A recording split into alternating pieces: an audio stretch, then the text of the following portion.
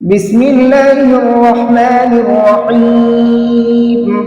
تبارك الذي بيده الملك وهو على كل شيء قدير، الذي خلق الموت والحياة ليبلوكم أيكم أحسن عملا وهو العزيز الغفور، الذي خلق 7 سماوات طباقا ما ترى في خلق الرحمن من تفاوت فارجع البصر هل ترى من فطور ثم ارجع البصر كرتين ينقلب إليك البصر خاسئا وهو حسير، ولقد زينا السماء الدنيا بمصابيح وجعلناها رجوما للشياطين وأعتدنا لهم عذاب السعير،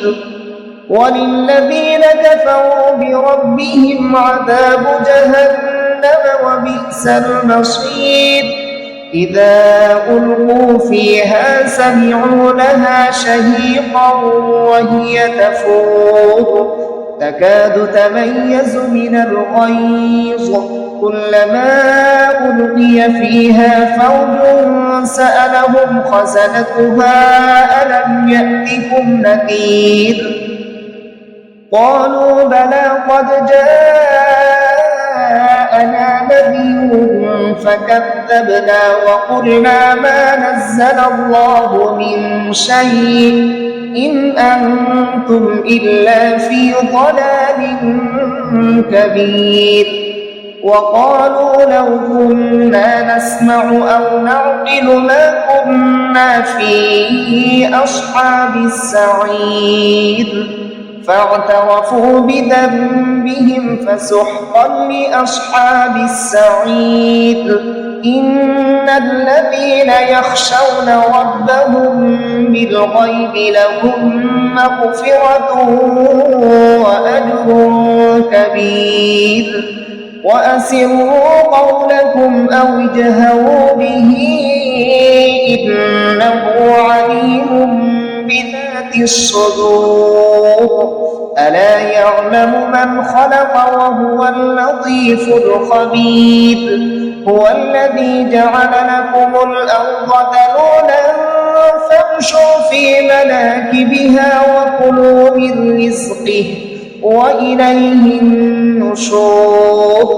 أأمنتم من في السماء أن يخسف بكم الأرض فإذا هي تمور أم أمنتم من في السماء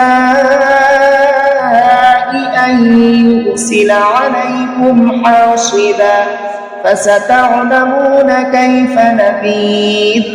ولقد كذب الذين من قبلهم فكيف كان نكير. أولم يروا إلى الطير فوقهم صافات ويقبضن ما يمسكهن إلا الرحمن إنه بكل شيء بصير. أمن هذا الذي هو جند لكم ينصركم من دون الرحمن إن الكافرون إلا في غرور.